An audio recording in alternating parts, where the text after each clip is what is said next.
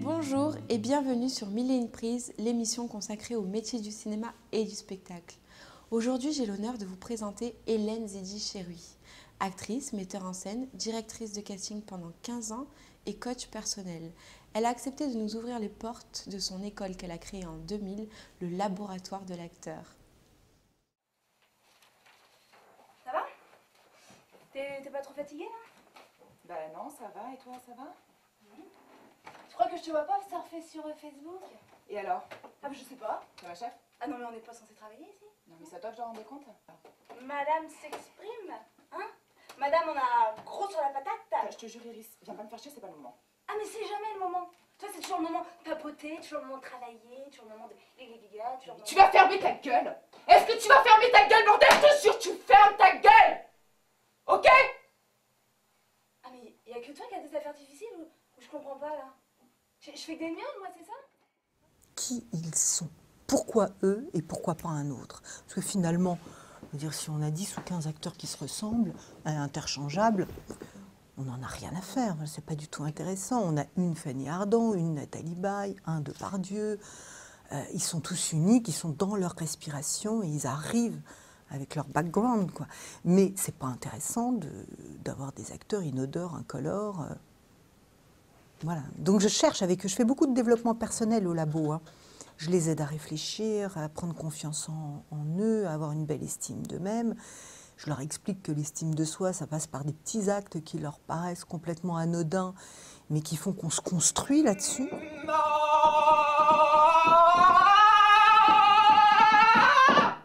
bien, magnifique, hein. Ils sont magnifiques, ça. Grimace. Pareil pour toi.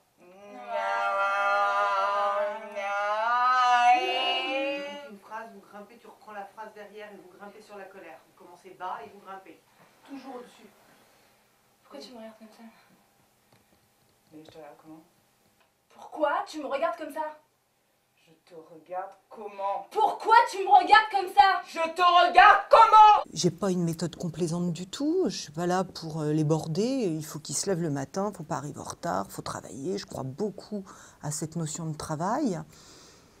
Et j'ai souvent vu des acteurs peut-être moins doués que certains autres, mais tellement travailleurs, tellement accrocheurs qu'ils lâchent rien, arriver à travailler plus vite que certains autres plus doués, mais totalement feignants.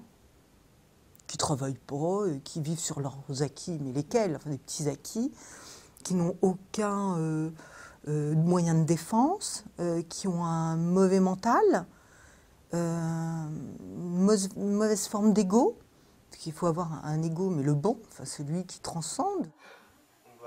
Oui. Très bonne lecture. Bah non, je l'ai déjà lu.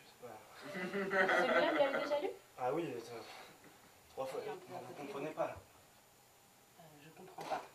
Vous voulez poser des questions sur le livre, c'est bien ça? Oui, non mais oui, c'est ça. Sauf que on est à Paris, je vis dans le sud de la France, j'ai fait 800 km pour venir vous voir, ça fait des années que j'attends ça. Et là, vous me dites, oui, merci, allez sur le site internet.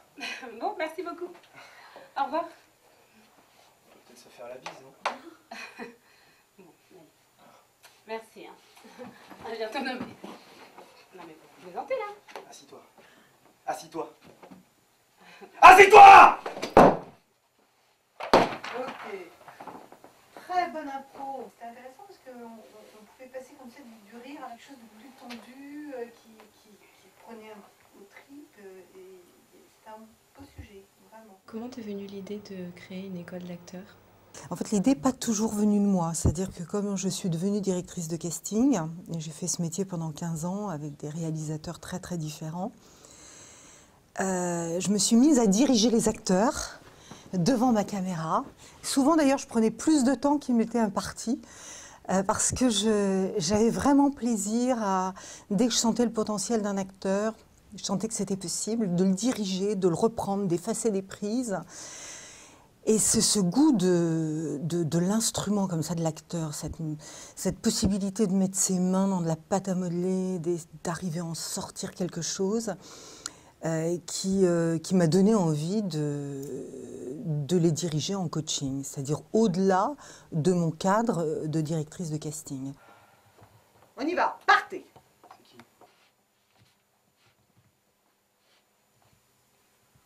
Tu sais ce que ça fait de rester 5 ans là-dedans, là?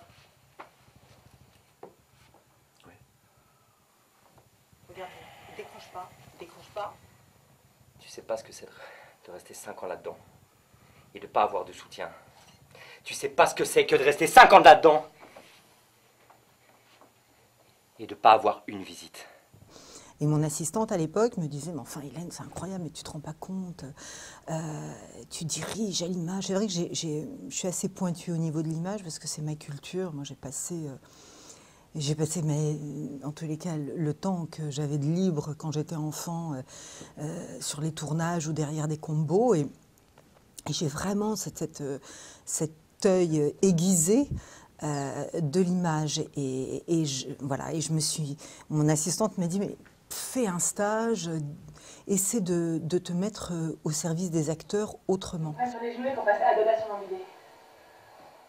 Bah écoute, je sais pas. Bah allez, quoi, viens, on fait la dodation d'embidé. C'est bizarre, c'est assez étonnant quand même cette proposition comme ça. On a l'impression qu'il est aux toilettes, lui. C'est pas ça. La manière dont tu es vertébré, pourquoi tu regardes vers le mur, sinon aux toilettes on regarde toujours devant un mur, quelque chose pas intéressant. Et non mais c'est très... Mais même ce qui dégage les deux, c'est... Hein, Ça a changé après. Mon chose à faire.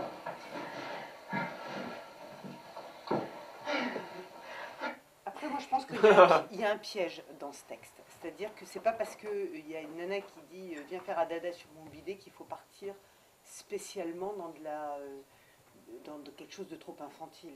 Il y avait peut-être un truc à trouver entre la femme et la petite fille, avec des ruptures de ton. Je suis passée de directrice de casting à coach. Donc j'ai coaché des acteurs sur leurs textes, derrière la caméra, sur les tournages. Et naturellement, j'ai voulu me mettre au service d'acteurs, mais au sein d'un groupe, pour donner la possibilité à des acteurs qui n'avaient pas les moyens de se payer des coachings privés, de pouvoir s'entraîner. Donc ça a commencé comme ça. J'ai fait un premier stage, puis un deuxième. Et les mêmes acteurs, c'était un groupe d'acteurs, m'ont demandé de travailler 15 jours. Après, ils m'ont dit on pourrait faire un stage d'1 mois. Et après, ils ont émis le désir de travailler pendant 1 an. Donc j'ai monté ce premier groupe pendant 1 an et puis tout s'est développé, c'est le bouche à oreille. En fait, je pense que je suis la créature des acteurs, c'est eux qui ont décidé, plus que moi. Et aujourd'hui, tu mets en place un deuxième laboratoire. Donc en fait, je suis en train de mettre en place une espèce de double vie. J'ai le théâtre ici à Paris et avec mon mari, on a un théâtre à Avignon et on va en avoir un deuxième. Un très beau théâtre de 200 places et ça va me permettre de faire mes mises en scène à Paris et à Avignon parce que je suis en train de monter La Mouette de Tchekhov et je vais en profiter pour créer un laboratoire de l'acteur sud. Vous allez venir en toute liberté, comme l'exercice que vous venez de faire. Vous vous posez devant votre partenaire et vous allez essayer juste de justifier comme ça. Qu'est-ce qui se passe entre vous? Quel rapport? Quel emploi? Et vous allez débloquer l'imagination. Vous ne préparez rien à l'avance, aucune anticipation. Vous prenez des sujets forts, des challenges, des vraies propositions pour pouvoir jouer, et vous partez en improvisation. Je suis vraiment désolée. C'est la première fois que je gardais un bébé. Je vous avais dit que c'était la première fois. Je sais juste que je savais pas comment le tenir. Il est... 8 mois. 8 mois. Un bébé de 8 mois, putain! Putain! Un bébé de 8 mois! Tu sais pas comment tenir un bébé de 8 mois! Non,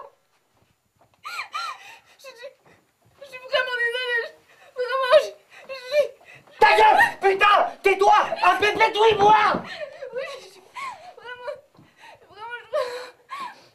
Les professionnels ne sont pas là pour casser de l'acteur et les acteurs ne sont pas là non plus pour se mettre en position de soumis, en étant soumis, une espèce de position bizarre où on perd toute personnalité, on perd son univers, on ne sait plus comment on s'appelle et à l'arrivée, à l'image, on voit quoi? Des acteurs complètement formatés, c'est-à-dire qui ne créent pas ni de valeur ajoutée ni de différence. La production, le casting, tout le monde a des attentes différentes et tout le monde est dans ses angoisses propres. Et c'est vrai que l'acteur, lui, il est dans sa problématique. Il est angoissé parce qu'il passe un casting. Quand il passe le casting, il croit qu'il est le seul à être dans les problèmes. Et c'est vrai que tout ce trajet, tout ce parcours que j'ai eu, après mon métier de comédienne, quand j'ai décidé d'être derrière, m'a permis de relativiser beaucoup et de m'apercevoir qu'en fait, le metteur en scène, comme le producteur, comme le directeur de casting, ont aussi besoin d'être assurés par l'acteur. Et que l'acteur se met toujours dans une position un peu d'attente, de victime aussi. Je suis stressée. Voilà. Et non, c'est un échange plus qu'autre chose. Le labo, c'est très important pour moi parce que j'aime transmettre. La transmission, c'est quelque chose qui nourrit énormément, qui m'épanouit beaucoup. J'ai vraiment envie de donner ce que j'ai compris, les amener le plus loin possible. Et je ne veux pas faire une usine à gaz, donc j'essaie de... Mais ça, c'est très important pour moi de privilégier la qualité à la quantité. Donc je fais passer des auditions. Je ne prends que les acteurs à qui je pense pouvoir apporter quelque chose. Si je pense que je ne peux pas apporter quelque chose à quelqu'un, je ne lui fais pas perdre de temps, je ne m'en fais pas perdre. J'ai besoin d'avoir plaisir à diriger. Être acteur, c'est être intime en public. Si c'est justifié, si l'acte n'est pas gratuit, il est intéressant. Et il ne faut pas être dans la confusion, il faut pouvoir l'assumer. C'est ça être acteur. Ça, c'est avoir une grande liberté. Trouver cette liberté-là.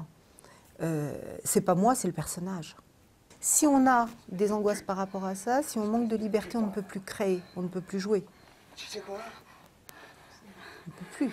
C'est horrible, ça devient même une souffrance. Donc la souffrance, elle se voit à l'image, elle se voit sur scène.